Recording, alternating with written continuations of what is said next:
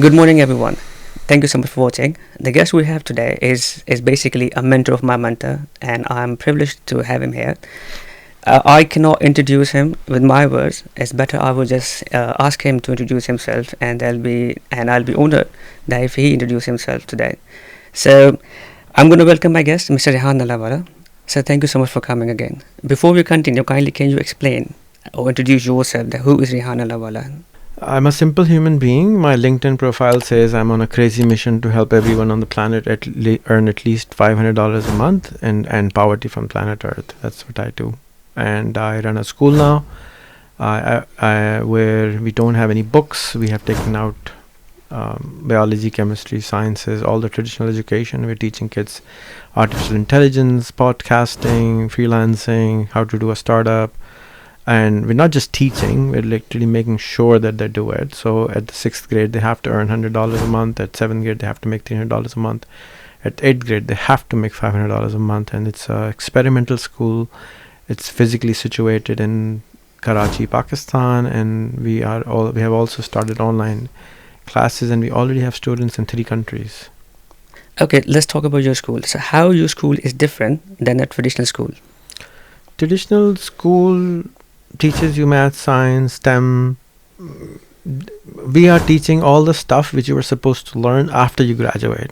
Because all that crap which you were being taught before to pass an exam, we've taken it all out. So don't you think science, math is important? Not anymore. With AI, you can learn on demand. We teach you how to learn. Once you learn how to learn something, you can do anything. You can learn anything you want.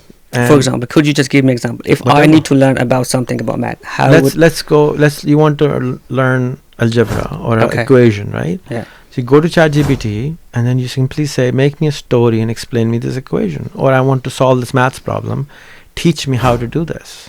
And it will teach you how to solve this maths problem. You can say, oh, I didn't really understand. You can say, okay, write me a story and then teach me that way. I don't get it. Okay, I'm 5 years old. Write me another story for a 5-year-older and explain me this story. I want to memorize this thing. Okay, write me a song where I can memorize this. So it will write you a song which you can just sing and you can memorize it. Then you can use AI to literally make a song out of that whatever you wanted to memorize, and then it'll stick in your head. You just sing, you just hear the song 4 or 5 times and it sticks to you. Our kids are making songs every single day. Our kids are making a AI generated video with text AI generated, with content AI generated, and using graphic video editing softwares to edit them all together every single day. That's the school curriculum. We're showing them a TED Talk every single day, and they have to publish that TED Talk on the internet everywhere, LinkedIn, TikTok, Facebook, Instagram. And they have to tag the original speaker and then request for a podcast with that TED speaker. If they do that 250 times a year, that kid is no longer going to be a kid. He's going to be super phenomenally hyper networked human being in that problem. And imagine they stay with that for 8 years. Multiply that with 8 years. They know thousands of people in their space. We give each kid an SDG problem and a sub SDG problem, so water, sanitation, whatnot, and then they only watch TED Talks and documentaries about that subject. They only make videos about that subject. So if they need to learn science, chemistry, if they're solving water problem and they need to understand a chemical reaction, they can go online and they can ask ChatGPT, they can ask any, how does it work? I don't understand how that works. And we don't have any teachers. We all have facilitators. The facilitator, when they are asked a question, they say, sit with you, and they say, okay, let's find it together. Go and ask. This is how you ask ChatGPT. This is how you ask Google. This is how you ask YouTube. All this you were learning after you graduate, after you do your master's degree. You have to learn all this. But I think that school should be a space where you should know how to live your life.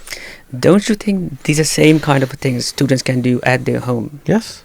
Well, why do you want them to memorize how old Einstein was when he did this? Why do you need to know that when you can just we can upgrade our curriculum instead of you can do that. Yeah. So again, your school, like you said, about we students are normally going there to learn how to use ChatGPT or how to get use or ask ChatGPT questions. No, not really. But literally using it to solve a problem. So each student is supposed to solve a world problem. We want to make the next Malala. We want to make the next Greta Thunberg. We want to make the next Gandhi. Gandhi wanted to have a separate country. It's a huge problem. Our kids we want to help them solve a problem which helps at least 10 million human beings. If it's under that, it's their own personal problem. We don't want to solve that. And we're taking 6 to 8 years time so we can literally solve that problem. Uber solved a problem. Yeah. Right? Facebook solved a problem. Google solved a large human problem. This is the kind of kids I want to generate. This is the kind of kids I want my own children to be. That's how I educated them. That's how I'm educating these kids, because these kids will become. Where is the Steve Jobs? There's a very very large private school in Dubai. It does multi-billion-dollar a year revenue. One of their partners. I was here in London for this BET event, which is a educational technology event, and he met me. He remembered me. We met 8 years ago. He said, "Oh, Mr. Rehan, how are you?" I said, "I don't remember you. Who you are?" "Oh, I am this guy from Yemen, and we met, and we were at this concert. You took me to lunch, and we had this lunch, and you asked me one thing." Said, "If you have such a phenomenal school and you charge $2,000 a month school fees, how many Steve Jobs have you produced?" And that question has been stuck in my head for 8 years. And now, I told him about my school. I said, "Look, I am going to help you make the next Steve Jobs." What did Steve Jobs do? He changed the way we live our life. We have an extension of our body in our hands all the time. So I think there are so many problems which have already been solved around the world. Now this school was designed for Pakistan. So first we want to solve our own country problems and then global problems. And solving Pakistan's problem is easier. Why? Because they have already been solved elsewhere. Yeah. So I am using the power of networks, because somebody out there knows how to fix my tap. Why do I need to learn how to reinvent how to fix your tap? I just need to find the right guy who can fix my tap, fix my water problem, fix my this problem, fix my that problem. I have been inventing things all my life. I have made many innovations, and the way I did that was through networks. I am not an engineer. I'm not a software designer. I run one of the largest telecom companies on the planet, and I don't know how to code. I did not know how. I still don't know how it works, but I know how to get things done through the right people. There are thousands of engineers jobless. There are thousands of MBAs jobless. There are thousands of marketers jobless. There's a need to be someone who puts them all together, start a business, or make them do things together. That's collaboration. We don't learn that at school. This is what we are trying to learn here. This is what we are trying to teach here. Literally solve a problem through business. That was Richard Branson teaches also, and that's what I teach also. So when you talk about kids, so what are the ages of the kids? 10 years old, 11, 12, 13, 16. So 15. you recruiting, or you like... Not recruiting, it's a school. Yeah, sorry. People are getting admitted to school. Fifth grade we take now. Yeah. Before we had it at the 7th grade, now we are taking it the 5th grade. And 5th grade we teach ethics. We teach technology, how to use ChatGPT, how to use videos, how to use a computer. This is in a slum area. They've never used a computer before. They've never used a smartphone. They were not allowed to be on Facebook and social media. We help them get on there. We monitor them. We see how it's going. Again, it's a very, very closed environment, meaning very protective school, meaning we monitor everything, because it's a new system. Kids are going online. Kids are being exposed to the world, which is never done before. They don't allow that normally. So this is, for me, to be honest, is also kind of difficult to understand the concept, a school without a teacher. There are facilitators. So teacher, what is a teacher? A teacher is supposed to teach you something. Yeah. But no human being alive knows everything. Yeah. But AI does. ChatGPT does. Literally knows everything. I was in Birmingham Library yesterday, and I was fascinated that all these millions of books are inside ChatGPT. Yeah. I can ask anything I want from all these books. No librarian, no human being can read all those books. But ChatGPT knows everything. Why should the teacher teach? So in short, I would say ChatGPT is a basic teacher. Yeah, it's an AI-enabled, internet-enabled school being designed for a world where AI knows everything, where internet has everything. The schools are not designed So school is basically run on AI. No, school is being redesigned, Okay. for the post AI internet world. I have never even heard the term No, before same here. that there is a school, because the schooling was designed 150 years ago. Nobody is redesigning it. Now I want to redesign those schools. I have no idea how the school will look like. Our school's principal office looks like a rocket ship.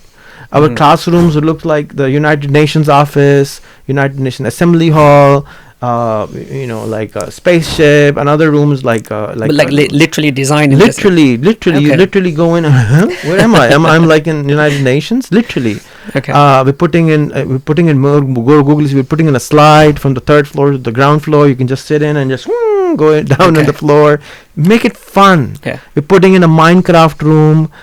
You can literally go in and play Minecraft in the school, and go. The whole purpose of school is to just basically learn and grow. Yeah, evolve yourself. Okay. Get phenomenal at your keyboard. A child who's doing like this, it doesn't make sense to me. Again, these kids have never used a computer. In March 2023, we gave everybody a laptop. And a boy I remember clearly, who did not even speak Urdu, the national language of Pakistan, he vomited in January 2023 in my car because I was taking 10 of the kids out on an excursion trip just to the mall. Yeah. The guy was so scared, he just vomited. This young man now speaks fluent Urdu, fluent English. Nobody taught him. The way he taught himself English is by interviewing Americans and English people every single day. And he has done 200 interviews of English, and he now speaks English. And it's like, what happened here? Literally. And the way I influenced them, because I was trying to get them to do interviews for a while, so I started paying them. Said, I'll give you 100 rupees if you do an interview. I said, whoa, really? Okay, fine. Every kid is now making 50 interviews a month, 60 interviews. They wake up at 3 o'clock in the morning, take an interview, go to bed. I'm like, whoa, what's going on? They're so motivated by this small little token of money that my experiment is doing fantastic. And this boy, he interviewed Alison Renee, a Harvard grad investor in space technologies. And then because he interviewed her, then other kids also interviewed her. So the 10 kids from the school interviewed her. She flew to Pakistan to meet the kids. And she must be fascinating. What's going on? Yeah, these kids. What's going on? These little ducklings literally are interviewing. Like when I interviewed her, I asked, after 10 interviews, I said, "Can I interview you? Who are you?" So I run this school. Okay, yes, sure. So she was fascinated because she said, "Look, these kids don't see the pay grades. They just reach out and they just say, 'Hi, can we interview?'" And normally, human beings are very careful about who are they going to talk to above their pay grade. These kids are 4 or 5 steps above their pay grade, and they're still talking to them. So, and then another guy came up, and then another guy came up, and then another guy came up, and everybody who I talk about this, they're fascinated that I'm trying to reinvent the schooling system. Everybody talks about it, everybody understands it, everybody says it, but nobody's doing it. And they're like, they look at me and like, really, you're really doing this? Wow, thank you. But they don't send their kids yet. They're scared because change is difficult, change is hard. And I did this for my own kids, and now I'm doing it for other kids. So like you said, every kid is responsible to solve an individual problem. No, we give them a task. We change their last name. So you give them a task. Yeah, we have 100 problems in that area where their school is, and we give them a pani wala, a solar wala, a bijli wala, light wala, a garden wala. Now we have Upwork wala, Fiverr wala, freelancing wala, Canva wala, all the apps which need help with. We're making kids become super phenomenally specialized, like a PhD in that app, right? So you can, if you need a remote job, we have 3 remote job walis. So you can actually call them and you can talk to them. You can get them an interview. You can take their interview. They will teach you how to get a remote job. These are kids, 15-year-old kids who can help you because they know how to learn. So they will go on. If they don't know an answer, say, let's talk tomorrow. They go on the internet. They go on ChatGPT. They'll research it. They'll come back to you and say, This is how you do it. Here's a Okay. tutorial for it. So, do you do counseling as well? Like, do you check their aptitude? It's like some people say, I do not want to talk about Canva, or I do not want to talk about any No, problem. we ask them to choose something. Right now, in the 6th grade, they are all taught mixed stuff. In the in 6th grade, we will give them a wala, and then we train how do you become a certain wala. So, for example, you start a pizza shop. You're a pizza wala. Okay. You run it for 3 years. It didn't work out. You say, you know what? The pizza is not working out for me. I need to pivot. I'm going to start selling donors now. Mm. So you pivot. So now you have to go and learn everything about doner kebab. So same way you will pivot. So these kids, we're helping them pivot. And again, it's an experimental school. I'm experimenting with all this. It will take 3 to 5 years for me to have phenomenal results. I'm pretty sure I'm not going to give up on this.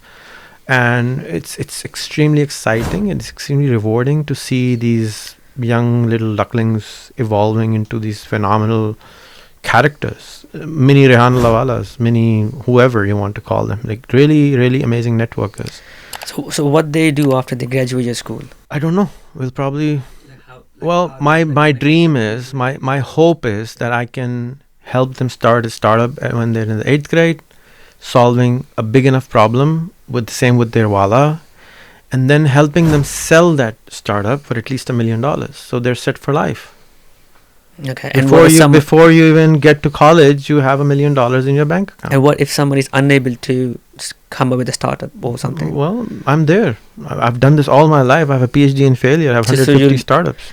So you had 150 startup. Yeah. And you PhD in failure. That's So you fail. That's how you get a PhD. You try. I mean, Edison had 1,000 failure on the lighting thing. No. If you don't failure, I would say failure is a key thing in order to progress in your life. So what have you learned from the failure? Don't give up. And that's what you teaching in your school as well. Anything, you can be successful in anything. Look at what Elon Musk is doing, right? Crazy man. But people say it's all about resources, isn't it? It's not about what resources did he had when he was making PayPal. He owned Tesla and he was working 18 hours a day. He was sleeping in his company, for God's sake. Resources? I mean, hard work, perseverance, and then resources. Put in the work. How many people who are broke are putting in podcasts about that work? How many are interviewing those people? I'm telling you, this is the cheapest method. I'm spending nothing. The school fees is 1,000 rupees a month. Your school fees? Yes, 1,000 rupees, which is how many pounds? 3.5 pounds a month. And these kids now have 10,000 followers, 15,000 followers in the last 1 year. And they have hundreds of videos already on their Instagram, on their YouTube, and all about their problem. They're becoming micro Malalas already. Because I'm talking about that problem every day. Now that's quite fascinating. So every single individual is kind of specialist on an individual problem. Correct. Like if I want to learn about climate change, so we don't have a climate change wala yet. If I want to learn about Canva, suppose we don't have a Canva wala. We have a Canva wala who was a high school kid, which we hired, who he has become a phenomenal, and he is teaching in another campus of ours, but he's not doing the curriculum. So now your kids are also teaching. Yeah, one of the kid who I bought the school. Would people take them seriously? A kid is teaching. I don't care if people will teach them separately. He is phenomenal. People eventually look. When I started doing business, I was 14. People used to come to my house and say, "I would like to meet Mr. Rehan." I said, "I'm Mr. Rehan." No, you're a kid. How can you be Mr. Rehan? Well, it's up to you. This is who I am. You want to get your job done or not? So I've been through this. I've seen it. But the world has evolved. These kids are not somebody they're hiding. You can see their work. Their work will speak for themselves. I don't believe that they do it. I mean, it's like so good. It's like impossible to even imagine that these kids can be so good. It's for me even. It's hard to believe. Of course, it's hard to believe for anyone. But yes, they're my kids. So like it's your own children, you believe in them. You really think they're phenomenal. But you can see it for yourself. I mean, let's give it a year. You will see them all over. I like the idea. Yeah. So how are you funding your school? From my savings. From your savings. And how you see in the future? Well, we're supposed to split profits with the kids, so 50-50. So how if they're earning $500 a month, $250 goes to the school, $250 goes to them. So what if someone say in the future, I don't want to give my half to school anyways? Or And don't give. is there a We'll timeline? take it upstairs. That's nice. That's nice.